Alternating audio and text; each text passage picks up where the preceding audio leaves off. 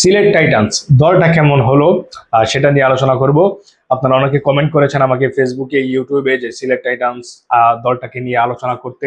আহ, তো আজকে সিলেট টাইটান্স দলটাকে নিয়ে আলোচনা করব। কালকে তারা একটা সাইনিং করিয়েছে, মোটামুটি ভালো সাইনিং বলা যায় পেস বোলিং এ। সালমান এরশাদকে তারা সাইনিং করিয়েছে আপনার সিলেট টাইটান্স। তাদের পেস বোলিং লাইন আপটা মোটামুটি বলা যায় আর একটু শক্ত হলো। তো ওভারঅল ব্যাটিং এবং বোলিংটা নিয়ে যদি আমি আলোচনা করি, পুরো স্কোর নিয়ে আলোচনা না করে তাদের ব্যাটিং লাইন আপ এবং বোলিং লাইন আপটা নিয়ে যদি আলোচনা করি সেটা বেশি ভালো হবে। তারা কেমন করবে আপনারাই ডিসিশন নিতে পারবেন, আপনারাই বুঝবেন। তো ফার্স্টে যদি তাদের ব্যাটিং লাইন আপটা নিয়ে আলোচনা করি, তাদের ব্যাটিং এ রয়েছে মেহেদী হাসান মিরাজ, সায়েম আইয়ুব, পারভেজ হোসেন ইমন, আফিফ হোসেন, রনি তালুকদার, জাকির হাসান, আরিফুল ইসলাম, মুমিনুল হক, তৌফিক, অ্যাঞ্জেলো ম্যাথিউস, অ্যারন জোন্স, রাহাতুল ফেরদাউস। এই হচ্ছে তাদের ব্যাটিং লাইন আপ।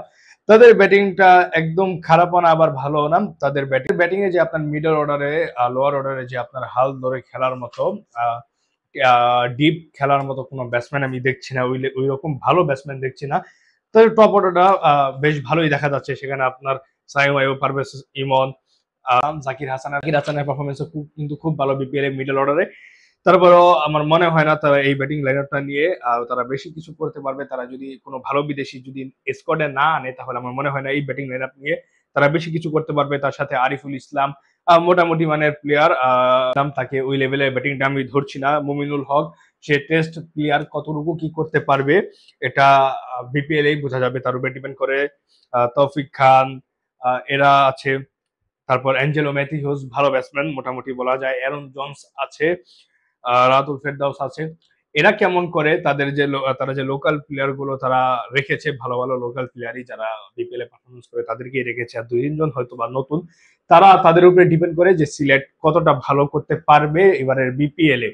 তারপর যদি তাদের বোলিং লাইন আপটা নিয়ে আলোচনা করি, অবভিয়াসলি বোলিং ও মেহেদী হাসান মিরাজ থাকবে, কারণ হচ্ছে অলরাউন্ডার। মেহেদী হাসান মিরাজ, নাসুম আহমেদ, মোহাম্মদ আমির আপনার পাকিস্তানি পেস বোলার, এটা একটা ভালো একটা সাইন হয়েছে আমার মনে হয়। তারপরে রয়েছে খালেদ আহমেদ, তারপরে রুয়েল মিয়া মোটামুটি বলা যায় আগের বার বিপিএল সে মোটামুটি একটা ভালো পারফরমেন্স করেছে। তারপরেও তাদেরকে দিয়ে ওই লেভেলের আশাটা আপনি করতে পারবেন না। ইবাদত হোসেন চৌধুরী, সেও অনেকদিন পরই কিন্তু ইন্টারন্যাশনাল ক্রিকেটটা খেলছে, অনেক বড় ইনজুরিতে ছিল। আগে যে তার ফর্মটা ছিল সেই ফর্মটা কিন্তু এখন আর নাই। তার সাথে রয়েছে আপনার শহীদুল ইসলামও গুড প্লেয়ার। তারা অনেক ইনজুরির কারণে সে নষ্ট হয়ে গিয়েছে, এখন সে কেমন পারফরমেন্স করে সেটা দেখার বিষয়। শহীদুল কিন্তু খুব ভালো একজন বোলার ছিলেন। অ্যাঞ্জেলো ম্যাথিউস, তাকে যদি স্কোয়াডে রাখা হয় তাহলে কিন্তু আরেকজন পেস বোলিং অপশন পাবে, এবং সালমান এরশাদ। তো তাদের পেস বোলিং লাইন আপটা একেবারে খারাপ না। তাদের পেস বোলিং লাইন আপে আপনার এই মোহাম্মদ আমির ছাড়া আমি ওই লেভেলের কোনো ভালো বোলার দেখছি না। সালমান এরশাদকে আপনি ধরতেই পারেন ভালো বোলার, হয় হয়তো বা সে ভালো বোলিং করবে, কিন্তু তাদের স্পিনটা আমার মনে হয় ভালোই রয়েছে। আর দুইটা স্পিনার গুড, আপনার মেহেদী হাসান মিরাজ আর নাসুম আহমেদ। তাদের স্পিনারও দুই তিনটা রয়েছে।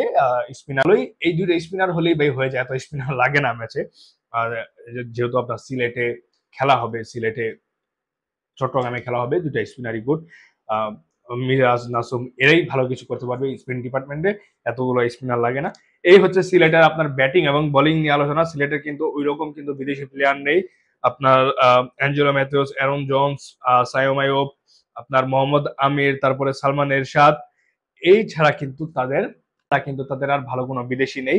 আপনি যদি এখানে ভালো বিদেশি হিসাব করেন তাহলে সাইম আইয়ুব, মোহাম্মদ আমির, অ্যাঞ্জেলো ম্যাথিউস এই তিনজনকে আপনি ভালো ধরতে পারেন। আর সাথে যে রয়েছে অ্যারন জোন্স, সালমান এরশাদ, এরা আমার মনে হয় এভারেজ টাইপ প্লেয়ার।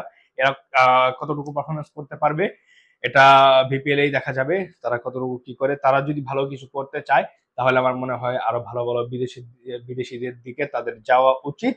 এবং সিলেটের দর্শকরা কিন্তু খুবই আগ্রহ নিয়ে থাকে যে তারা একটা ভালো টিম গঠন করবে, ভালো টিম করবে। সেটা যদি না হয় তাহলে তাদের বরাবরই তাদের আফসোস থেকে যায়। তো যাই হোক, এই হচ্ছে আলোচনা। সিলেট যদি সামনে ভালো কিছু করে, ভালো যেন বিদেশি আনে সেই প্রত্যাশা লাগবে সিলেটের ম্যানেজমেন্ট থেকে। যদি আপনাদের মতামত কমেন্ট বক্সে জানিয়ে দিতে পারেন। ভালো থাকবেন, সুস্থ থাকবেন, ধন্যবাদ সবাইকে।